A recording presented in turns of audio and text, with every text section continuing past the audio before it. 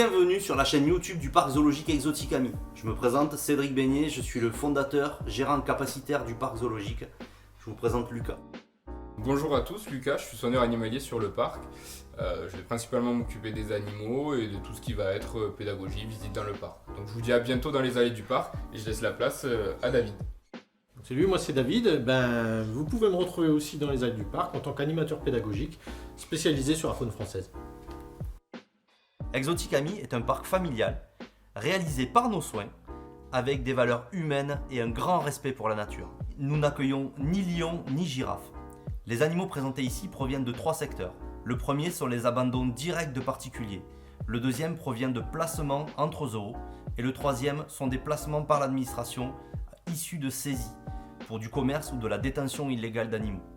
Le choix de ne présenter que des petites espèces nous permet de réaliser des structures avec de grands volumes pour pouvoir offrir aux animaux de meilleurs lieux de vie, bien plus adaptés.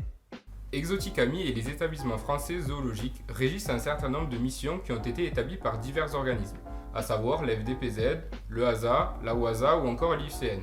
Ces missions sont la conservation, le bien-être animal, la recherche et l'éducation. Cette année, Exoticami vous proposera plusieurs nouveautés. Je serai en charge de l'une d'elles, vous faire découvrir les reptiles de France. Par le biais d'animation, vous apprendrez à les reconnaître, créer des aménagements pour favoriser une biodiversité ou encore apprendre à les protéger ou du moins à ne pas leur nuire. En tout cas, pour l'instant, je vous laisse avec Lucas qui va vous présenter les Corallus ortulanus.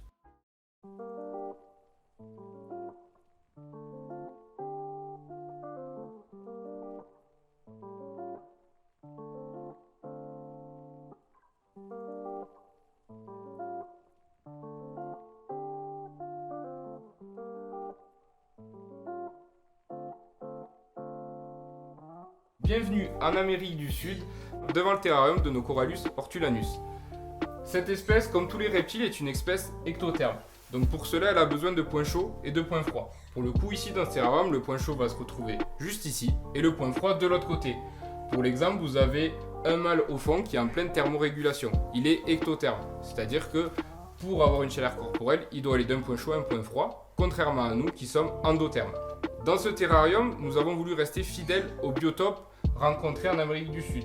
Il y a beaucoup de plantes épiphytes endémiques, comme par exemple cette Neoregelia que vous avez juste devant, ou encore une Tillandsia qui est juste derrière. Les plantes épiphytes sont des plantes qui ne poussent pas en terre. Leur support va être les arbres en hauteur sur la canopée. Elles possèdent des racines aériennes qui vont leur permettre de capter l'humidité dont elles ont besoin. Cette espèce de serpent, le Corallus ortulanus, est une espèce de la famille des boïdés. On peut le retrouver dans le nord-nord-est de l'Amérique du Sud. C'est un serpent long et fin qui a des mœurs arboricoles. En milieu naturel, les corallus vont vivre dans une végétation luxuriante. Comme vous pouvez l'observer ici, il faut qu'ils aient assez de cachettes, assez de branchages pour être à l'aise. Le corallus est un chasseur embusqué. Il va se nourrir au crépuscule pendant toute la nuit et il va principalement se nourrir de mammifères et micro-mammifères, de lézards, ou encore d'oiseaux. Comme beaucoup d'espèces vivant en Amérique du Sud, il subit une forte pression de l'activité humaine, notamment à cause de l'orpaillage illégal ainsi que de la déforestation, ce qui va nuire à son habitat et petit à petit limiter ses populations. Cette vidéo touche à sa fin, on espère qu'elle vous a plu. A bientôt Et bonne année!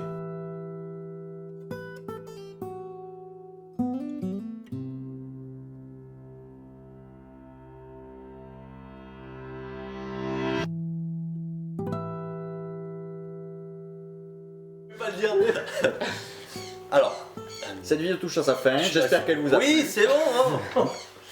Cette vidéo touche à sa fin, on espère qu'elle vous a plu. A bientôt Et bonne année!